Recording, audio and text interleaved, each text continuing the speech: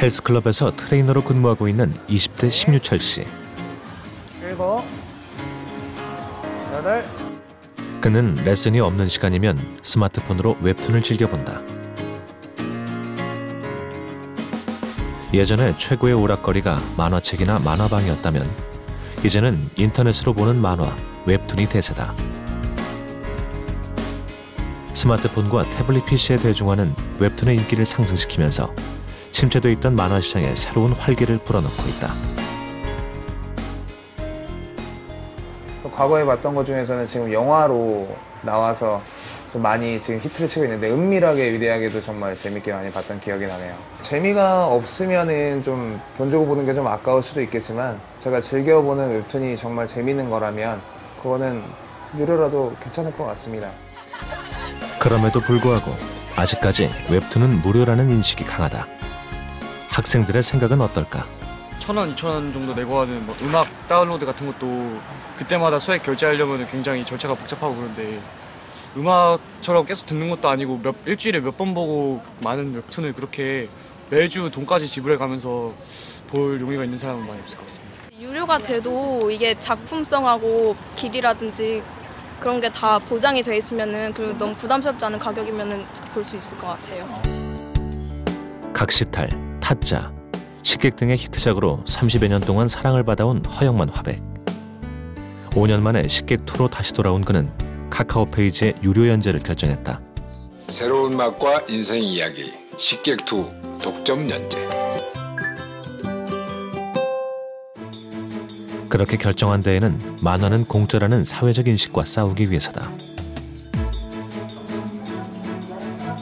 수많은 무료 콘텐츠의 열풍 속에서도 콘텐츠가 제값을 받을 수 있도록 하기 위한 유료화의 실험들이 계속되고 있다.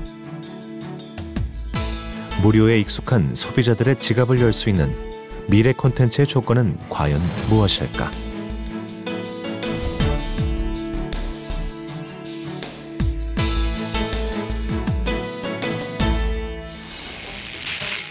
싸구려 커피를 마신다. 싸구려 커피라는 노래로 잘 알려진 장기하와 얼굴들. 이들은 2008년 인터넷에 공개한 노래가 폭발적인 관심을 끌면서 방송에 진출해 성공을 거둔 경우다. 지난 3월 말 장기하와 얼굴들은 신곡을 발표하면서 하나의 이벤트를 열었다. 신곡의 음원 가격을 소비자가 직접 정하도록 한 것이다. 우리 노래를 들어보고 아이고 좋다, 필이 온다 싶으면은 뭐 10,000원도 좋고 100만 원도 좋고 뭔가 좋긴 좋은데 막 그냥 좋은 건 아니야 싶으면 100원도 좋고 10원도 좋고 좋긴 좋은데 주머니 사정이 좀 그래. 그러면 알아서 가져가시고. 2012년 기준 우리나라의 음원 다운로드 한 곡당 가격은 약 63원, 미국의 10분의 1 수준도 채 되지 않는다. 한 달 동안 총 3,666명이 내려받은 장기하와 얼굴들의 신곡 좋다 말았네의 경우 평균 구매 가격은 976원. 그래도 국내 음원 시장의 평균 음원가가 한 곡당 100원이 채 안 된다는 사실을 감안하면 상당히 높은 금액이다.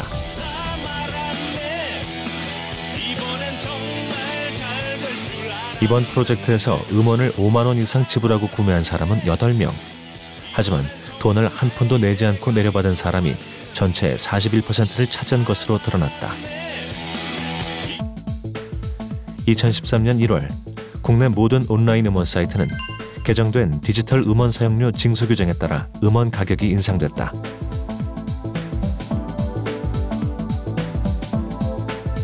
다운로드 한 곡당 평균 가격이 600원으로 오르는 등 100%에 가까운 요금 인상이 이루어진 것이다. 미국이나 영국, 일본의 3분의 1 수준이지만 여기에 무제한 스트리밍까지 합치면 가격은 더욱 내려간다. 그렇다면 요금 인상에 대한 소비자들의 반응은 어떨까? 조금 오르는 것도 아니고 갑자기 2배로 올라가지고 네, 일반인들이 사기는 좀 비싼 것 같긴 한데 뮤지션들의 노력에 비하면 조금 싼 것 같기도 하고. 음원이 인상되기 전 문화체육관광부가 유료 음원을 구입한 소비자들 800명을 대상으로 조사한 결과 60%가 넘는 이용자들이 비싸다 또는 매우 비싸다라고 답한 것으로 드러났다. 요금 상승 후 멜론을 비롯한 음원 서비스 사업자들은 각종 이벤트를 통해 묶음 상품을 반값에 할인하는 제도를 내놓았다. 음원 인상으로 인해 이탈하는 소비자들을 잡기 위한 고육지책이다.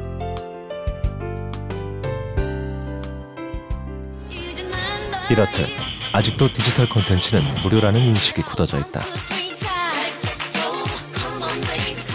이제 과거보다는 조금 좁혀지긴 했지만 아직까지도 그 공짜라든지 그런 불법 시장이 아직 난무하기 때문에 그런 부분을 좀 그 팬 입장에서도 이제 국민들이 좀 창작자의 보호를 좀 하면 더 나아질 거라 생각됩니다. 디지털 콘텐츠는 무료라는 인식이 가장 심각한 분야는 뉴스. 인터넷 포털 사이트에서는 언제나 최신의 뉴스를 손쉽게 무료로 볼 수 있기 때문이다. 신문은 뉴스를 보기 위해 가장 많이 이용하는 매체에서 TV와 인터넷에 밀려났고, 콘텐츠 산업의 디지털화라는 거스를 수 없는 대세 속에 가장 큰 위기를 맞고 있다. 요즘은 지하철 안에서도 신문 읽는 모습을 볼 수 없다. 그 자리를 대신하는 것은 스마트폰이나 태블릿 PC. 스마트 기기의 열풍은 더욱더 신문을 위기로 몰아가고 있다. 예전엔 무가지가 유료 신문을 밀어냈지만 이제는 스마트 기기로 인해 무가지마저 사라진 상황. 지하철역에서 신문 가판대마저 찾아보기 어려워진 것이 현실이다. 나이 든 분들, 뭐 조선일보 이런 거나 사가지 젊은 사람은 거의 안 산 거예요. 신문들 안 보니까 그러는 거지. 하지만 이런 신문의 위기가 우리나라에만 국한된 상황은 아니다. 최근 3년간 신문 시장이 가장 위축된 곳은 미국으로 약 30% 감소했다. 2005년 유료 콘텐츠 서비스를 하다가 2년 만에 중단했던 뉴욕타임즈. 그러나 2011년 3월 다시 유료화 프로그램을 시작한 뒤 세계적으로 유료화에 가장 성공한 모델이라는 평가를 받고 있다. 그 비결은 무엇일까? First and foremost is our journalism and our content, which is of a very high quality. Awards, Emmy Awards for our video. So it's well recognized that our content is very high quality, and that is really at the core.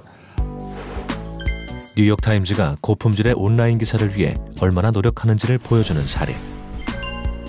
마이클 블룸버그가 뉴욕 시장으로 재임한 12년 동안 뉴욕시가 얼마나 변모했는지 설명하는 온라인 기사에서는 그래픽을 넣어 이해를 돕는다.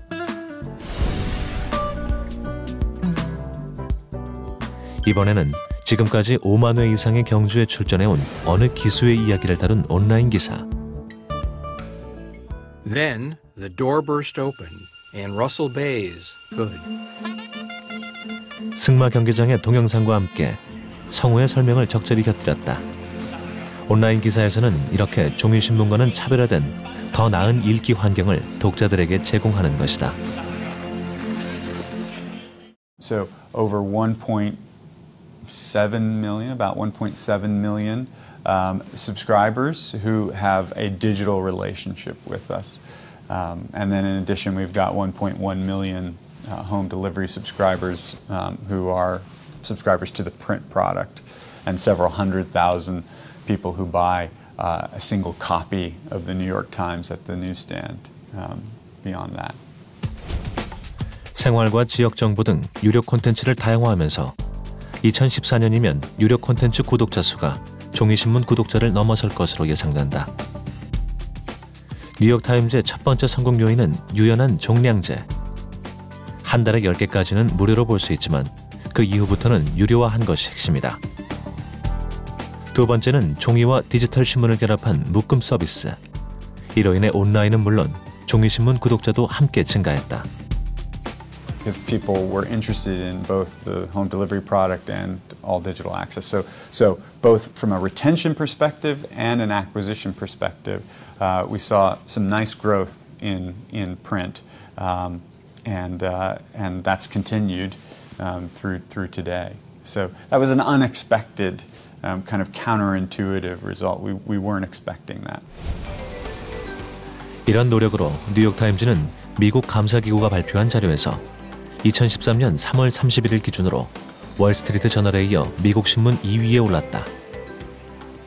지난 6개월 동안 구독자가 18% 증가하면서 원래 2위였던 USA Today를 제친 것이다. We want to continue to build paid products, and we've talked about an entry-level or lower-priced subscription product that we'll be introducing early part of next year. So more digital subscriptions. Number two, expanding internationally, globally. The International New York Times rebranding in October. 이용자가 1000만이 넘는 모바일 게임들이 있다. 국민 게임이라고 불리는 이 게임들의 성공 법칙.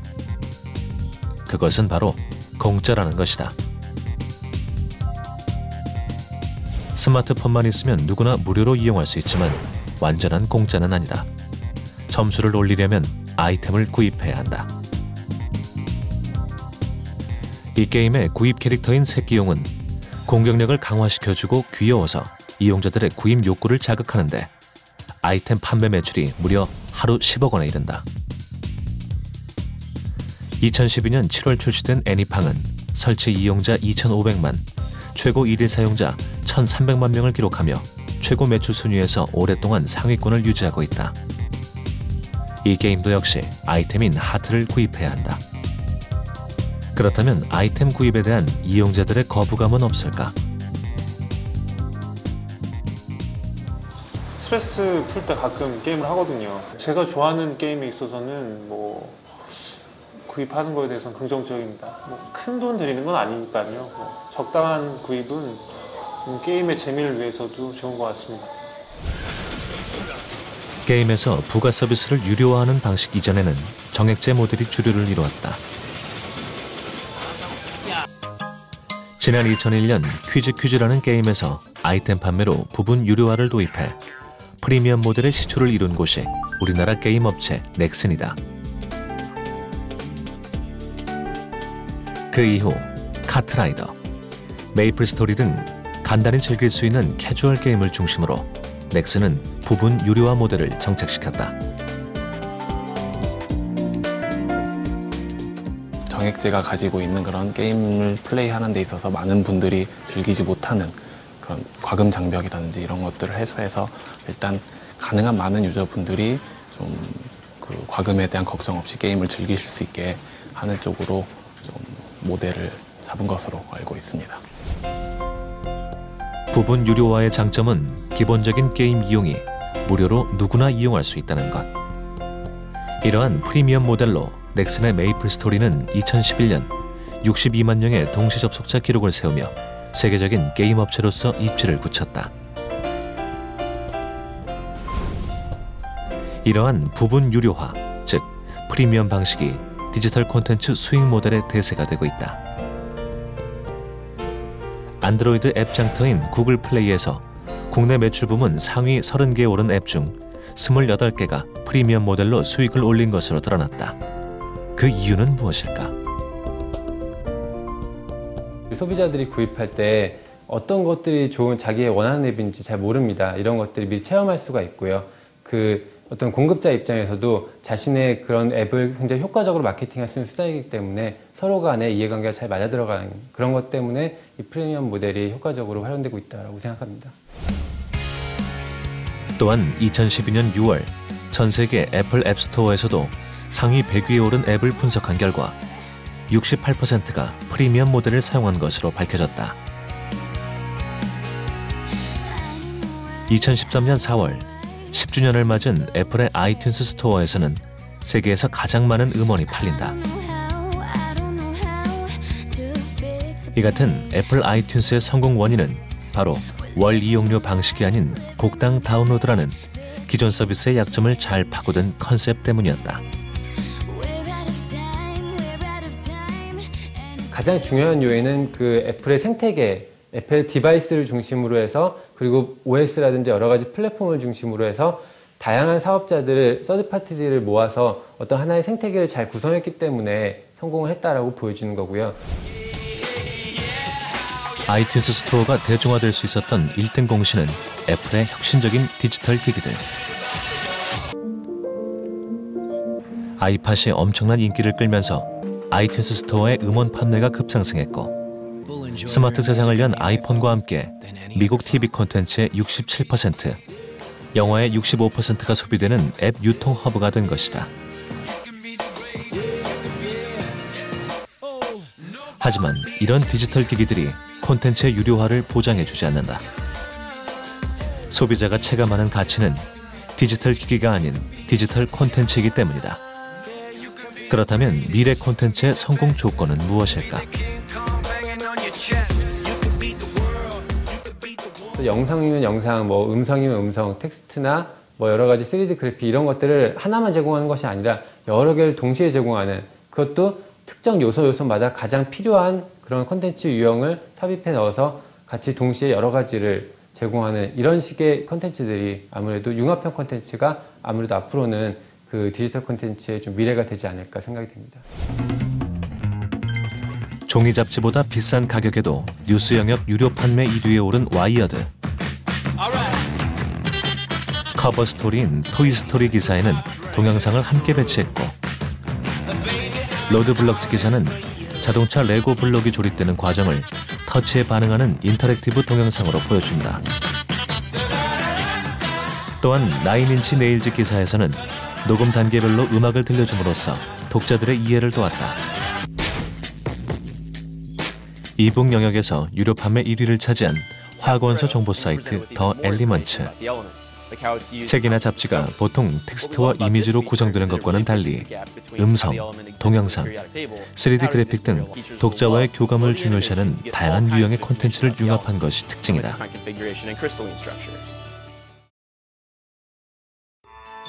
무료 콘텐츠의 물결 속에 우리나라에서도 콘텐츠 유료화 바람이 불고 있다. 카카오는 지난 4월 음원, 게임, 만화 등 다양한 콘텐츠를 사고 파는 유통 플랫폼 카카오 페이지를 선보였다. 콘텐츠가 제값을 받을 수 있는 환경을 마련하겠다는 의도다.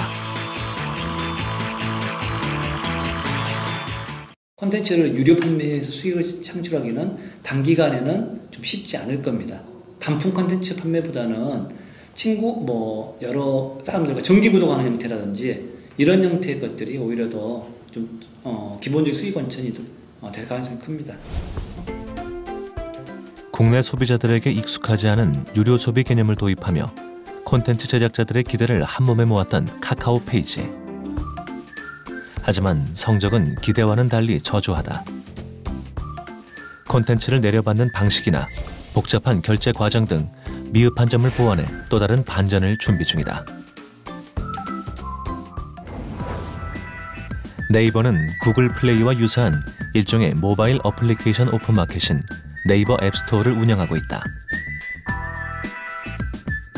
2013년 1월부터 웹소설 서비스를 시작한 네이버는 여기에 부분 유료화를 적용했다. 일부 소설은 미리 보기를 하거나 완결본을 한 번에 보려면 유료 결제를 해야 하는데 부분 유료화를 정착시키기 위해 다양한 노력도 진행 중이다.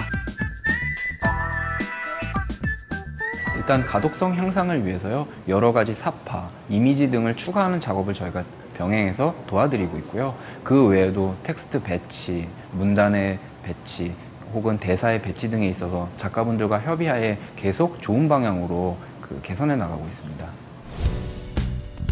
또한 일정 회까지는 무료로 공개하지만 이후 내용을 보려면 엔스토어로 이동해 소설을 구매해야 하는 작품도 있다. 이러한 경우 매출의 약 70%가 작가들에게 돌아간다. 로맨스 소설 광해의 연인은 네이버 웹소설 부문에서 전체 인기 1위, 유료 연재 판매 1위라는 기록을 세우며 웹소설로는 처음으로 종이책으로 출판됐다. 온라인 연재 서비스가 도입됨으로써 작가분들이 유통할 수 있는 새로운 유통 경로가 생겨서 신인 작가나 개성 작가나 모두 다 살 수 있는 어떤 건전한 생태계가 되어졌다고 생각이 됩니다. 웹툰에서도 시험적으로 유료화를 실시, 무한동력과 삼봉 이발소를 통해 그 가능성을 확인한 네이버는 웹툰 작가들에게 새로운 수익 모델인 PPS 프로그램을 도입했다. 프랑켄슈타인, 불사조, 조서, 네이버 광고, 우리가 만들어드리지! 함께 만드는 네이버 웹툰 작가 97명의 121개 작품에 적용하고 있는 이 PPS 프로그램은 웹툰 소재나 연재 내용에 맞는 상품이 보여지는 텍스트형 광고, 작품의 캐릭터가 출연하는 이미지 광고, 콘텐츠 내용에 상품이 직접 노출되는 간접 광고 등이 있다.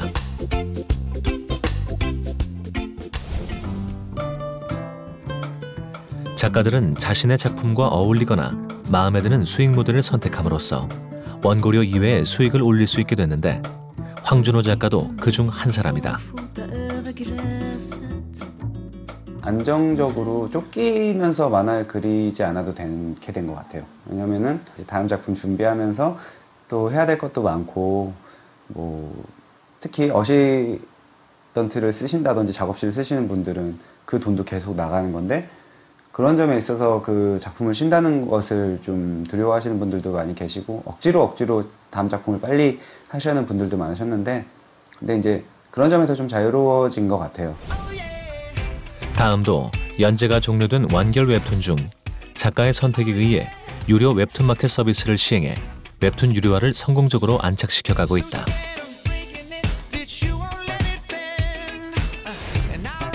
2010년 연재됐던 최종훈 작가의 은밀하게 위대하게, 강풀 작가의 이웃사랑, 네가 사람을 죽여본 적이나 있냐? 윤태호 작가의 이끼 등 웹툰 원작 영화의 성공은 또 다른 가능성을 보여줬다. 집에서 찾았는데 나 좀 사. 자생적으로 좀 움직일 수 있는 시장이었으면 좋겠거든요. 그러니까 사실 광고 시장이라는 건 기본적으로 트렌드에 집중되는 시장이라서, 만약 웹툰의 트렌드가 지나간다고 하면 광고 시장도 같이 죽게 되거든요. 사실 그러니까 그렇게 약간 좀 불안정한 시장이 아니라 콘텐츠 자체가 그냥 그 가치를 인정받아서 팔릴 수 있는 시장을 만드는 게 사실 저희 가장 큰 목표였고, 어느 정도 좀 달성했다고 생각을 하고 있습니다. 대형 포털의 웹툰 서비스와 어깨를 겨루며 성장하고 있는 레진 코믹스는 안드로이드 앱 출시 이틀 만에 만화 부문 매출 1위, 그리고 만화 부문 인기 무료 다운로드 순위 3위를 기록했다. 20대 이상 독자들을 위한 스토리텔링 방식으로 주목받는 레진 코믹스는 인기 블로거 레진과 개발자 권정혁 이사가 운영한다. 레진 코믹스는 기존 만화 잡지의 편집부 역할을 하며 작가들이 작품에 집중할 수 있도록 돕고, 스토리 진행과 콘티도 함께 구상한다. 꼬마비, 샤달아빠, 네온비 등 포털 사이트를 중심으로 이름을 알린 작가들의 새 작품, 그리고 가스파드 등 최근 알려지기 시작한 작가들의 작품까지 약 50여 편을 서비스하고 있다. 양질의 콘텐츠는 유료화 성공의 기본이며 결제 방식도 편리해야 한다. 지금까지 가장 어려웠던 건 복잡한 결제 방식인 것 같습니다. 근데 저희가 쉽고 편리한 결제 방식을 통해서 사용자들이 좋은 작품을 쉽게 결제하고, 그리고 그 수익들이 작가들에게 올바르게 전달될 수 있도록 그런 환경을 만드는 게 가장 중요할 것 같습니다. 기본적으로 유료화를 지향하는 레진 코믹스. 하지만 기존 독자들을 위한 무료 서비스도 있다. 다음화로 이어지는 웹툰을 미리 보고 싶다면 돈을 지불하는 방식이다. 매일 무료로 풀리는 만화들의 경우는 이 작품의 경우 5월 23일, 6월 3일, 6월 10일, 6월 17일 이렇게 매주 한 편씩 무료로 공개됩니다만, 7번째 에피소드의 경우는 D7이라는 숫자를 볼 수 있는데요. 이 경우에 코인을 내고 구매를 할 경우에 일주일을 시간을 먼저 땡겨서 만화를 감상하실 수 있게 됩니다. 유료 결제를 하면 4주에서 8주 후에 연재될 내용까지 먼저 볼 수 있다. 완료된 작품은 무료에서 유료로 전환되고 최소 구매 단위는 3,900원. 정액제는 없다. 저희가 생각했을 때 정액제라는 것은 지금 작가분들에게 수익이 많이 가지 않는 제도라고 생각합니다. 애플 같은 경우를 봐도 음악을 팔 때 음악 한 곡당 얼마라는 방식의 정액 방식, 한 곡당 정액 방식을 취하고 있거든요. 그것을 통해서 그 컨텐츠의 정당한 수익들이 그 컨텐츠를 만드는 사람에게 돌아가는 제도를 하기 위해서 저희는 저희 내부에서 하고 있는 코인을 통해서 작가분들에게 수익이 가는 것을 원칙으로 하고 있습니다. 콘텐츠만으로 수익을 올리기 위해서는 적어도 10,000명이 콘텐츠를 구매해야 한다. 웹툰 시장에서는 아직 꿈의 숫자지만 레진 코믹스는 이 벽을 넘어서기 위해 노력하고 있다. 현재는 아이폰 버전 그리고 PC 버전 2개를 먼저 준비하고 있고요.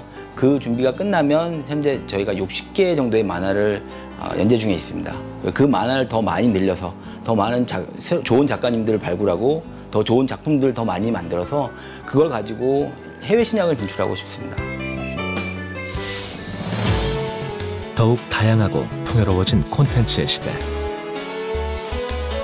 좋은 무료 콘텐츠, 그보다 더 나은 유료 콘텐츠를 향한 도전이 거세지고 있다. 편리하면서도 소비자들의 마음을 읽는 콘텐츠. 이것이 미래 콘텐츠의 필수 조건이다.